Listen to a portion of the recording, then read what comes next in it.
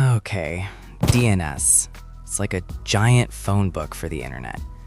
You know how you save mom in your phone instead of memorizing her actual number? That's what DNS does. It turns google.com into a number like 142.250.80.46 because computers only speak in numbers. Let me show you what happens when you type a website into your browser and why it's kind of insane. So you type coolwebsite.com and hit enter. Your computer checks if it remembers that address from before, like checking your recent calls. Found it? Great, we're done. Didn't find it? Time for a treasure hunt. Your computer asks a special helper server called a resolver.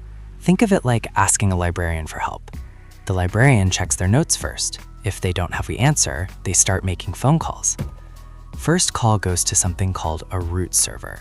There's only 13 of these in the whole world. Well, 13 main ones with copies everywhere using something called Anycast. These root servers are like the front desk at a huge library. You ask, "Where's coolwebsite.com?" and they say, "I don't know exactly, but all the .com stuff is in the .com section. Go ask them." So now the librarian walks over to the .com section. This is called the TLD server. It stands for top level domain.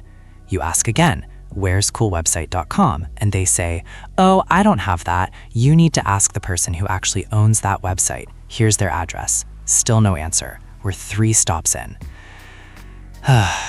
Finally, we find the authoritative server. This is the actual owner of the website. They say, "Oh yeah, coolwebsite.com, that's at IP address 192.168.1.1. Boom, got it. But here's the cool part. Now everyone writes down that answer and saves it for later. Your computer saves it, the librarian saves it. Everyone saves it for maybe 5 minutes, maybe a whole day. So next time you visit that site, instant, no treasure hunt needed.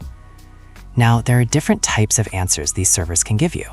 Most of the time, it's just a simple address. That's called an A record. But sometimes they say, actually, that name points to this other name, and you have to look that up too. That's called a CNAME. It's like calling a friend and they say, "I moved, call this number instead," and then you have to make another call. There's also special records for email servers called MX records and records for verifying you own a domain, all kinds of stuff. Lots of ways to mess it up, trust me. So why does it take forever when you change your website to a new server? Remember how everyone saved the old answer? They all have to forget it first. That takes 1 to 2 days sometimes. It's like if you changed your phone number, but everyone still had your old number saved. You'd have to wait for them to delete it and ask for the new one. And here's the scary part. Security. DNS was invented in 1983 when the internet was tiny. Back then, nobody encrypted anything. So bad guys can trick the system. They can poison the cache. That means they give fake answers. So you think you're going to yourbank.com, but you actually end up at evilhacker.com. They steal your password. Not great. So now we have DNS over HTTPS. That's like putting your question in a locked box before sending it. Your internet provider can't see what websites you're looking up. It's more private.